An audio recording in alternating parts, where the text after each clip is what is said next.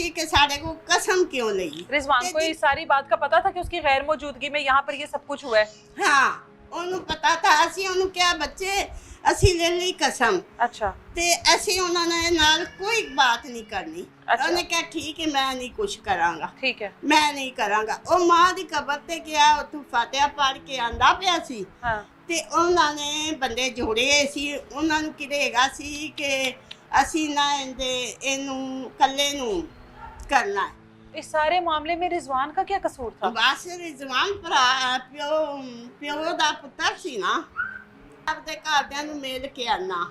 ਮਿਲਣ ਆਇਆ ਸੀ 5 ਸਾਲ ਬਾਅਦ ਤੇ ਉਹਨਾਂ ਨੂੰ ਹੈਗਾ ਸੀ ਕਿ ਪਤਾ ਨਹੀਂ ਕਿੰਨਾ ਕੋਈ ਪੈਸਾ ਲੈ ਕੇ ਆਇਆ ਹੈ ਤੇ ਇਹ ਸਾਨੂੰ ਕੋਈ ਨੁਕਸਾਨ ਪਹੁੰਚਾਏਗਾ। ਹਸਰਤ ਲੈ ਗਈ ਉਹਨਾਂ ਨੂੰ, हसरत ले गई। ਹਸਰਤ ਉਹਨਾਂ ਨੂੰ ਲੈ ਗਈ ਤੇ ਸਾਡਾ ਨੁਕਸਾਨ ਕਰ ਦਿੱਤਾ। ਸਾਡਾ ਬੱਚਾ ਮੰਜੀ ਤੇ ਪਾ ਦਿੱਤਾ ਉਹਨਾਂ ਨੇ।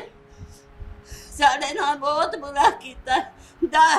12-13 ਬੰਦੇ ਪਹਿਲੇ ਇੱਕ ਜਣੇ ਨੇ ਕੁਆਰੀ ਨਾਈ ਦੀ ਦੁਕਾਨ 'ਚ ਉਹ ਖਲੋ ਬੈਠਾ ਹੋਇਆ ਸੀ। ਇੱਕ ਰਿਜ਼ਵਾਨ। ਜਣੇ ਨੇ ਕੁਆਰੀ ਦਿੱਤੀ ਤੇ ਉਹਨੇ ਪੁਲਿਸ ਨੂੰ ਫੋਨ ਕਰ ਦਿੱਤਾ ਹੈ। कुल्हाड़ी किधर लगी थी रिजवान को? ਇੱਧਰ ਲੱਗੀ ਲੱਗੀ ਤੇ ਉਹਨੇ ਨਾ ਫਿਰ ਇੱਥੇ ਲੱਗੀ ਉਹਨੇ ਪੁਲਿਸ ਨੂੰ ਫੋਨ ਕਰ